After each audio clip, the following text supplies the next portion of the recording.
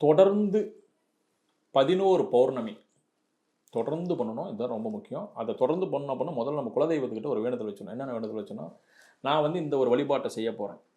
இந்த வழிபாடு எந்த காலத்தையும் தடைபடாத அளவுக்கு ஒரு சூழ்நிலை நீங்கள் தான் உருவாக்கி கொடுக்கணும்னு சொல்லிட்டு குலதெய்வத்துக்கிட்ட ஒரு வழிபாடை செஞ்சுட்டு தொடர்ந்து 11 பௌர்ணமிகள் ஸ்வர்ணாகர்ஷ்ண பைரவருக்கு தாமரை மலை மாலை அணிவித்து வழிபாடு செய்து வந்தீங்கன்னா, தாமரை மலர் மாலை ஸ்வர்ணாகர்ஷ்ண பைரவருக்கு தொடர்ந்து 11 பௌர்ணமிகள் வழிபாடு செஞ்சுட்டு வந்துட்டீங்க அப்படின்னா, உங்கள் பிறப்பு ஜாதகத்தில் யோகமே இல்லை, பணமே உங்களுக்கு வராது அப்படின்னு இருந்தாலும், அப்பா கடன்காரனாக இருந்தார், தாத்தா கடன்காரனாக, இவங்க கடன்கார பரம்பரையாகவே இருந்தாங்க அப்படின்னு சொல்லக்கூடிய ஒரு விஷயமாக இருந்தாலும், இவருக்கு வேலை வாய்ப்புகளே இல்லை, எங்கே வேலைக்கு போனாலும் ஒரு நாள் 2 நாள் தான் போவார் அப்படின்ற மாதிரி ஒரு சூழ்நிலைகள் இருந்தாலும், எப்படிப்பட்ட பொருளாதார சிக்கல்கள் இருந்தாலும் சரி, கவலையே பட வேண்டாம்.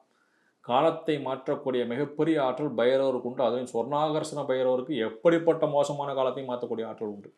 அவருக்கு தாமரை மாலை அணிவித்துட்டு பன்னீரால் அபிஷேகம் செய்ய முடிஞ்சா செஞ்சு அந்த பன்னீரை வாங்கிட்டு வந்து வீட்லேயும் தெளித்து விட்டுட்டு வழிபாடு மட்டும் செஞ்சுட்டு வந்து பாருங்கள். ஆத்மார்த்தமாக நம்பி போகணும். 11 மாதங்கள் வந்து போயிட்டு வந்துட்டீங்க அப்படின்னா எப்படிப்பட்ட கடனாக இருந்தாலும் அடைஞ்சு போயிடும். உங்களுடைய சேமிப்பு உயரும், செல்வ நிலை பெருகும். உற்றார் உறவினர் அனைவரும் உங்களை ரொம்ப தேடி வந்து உங்களை மேலே ரொம்ப அன்பாகவும் பாசமாகவும் இருப்பாங்க. எல்லா விதமான தேவைகளையும் பூர்த்தியாகிறதுக்கான விஷயங்கள் நடக்கும். ஆனால் தொடர்ந்து போகணுங்கிறது தான் ரொம்ப ரொம்ப முக்கியம். பண்ணி பாருங்கள், நிச்சயமாக மிகப்பெரிய பலன்கள் உண்டு.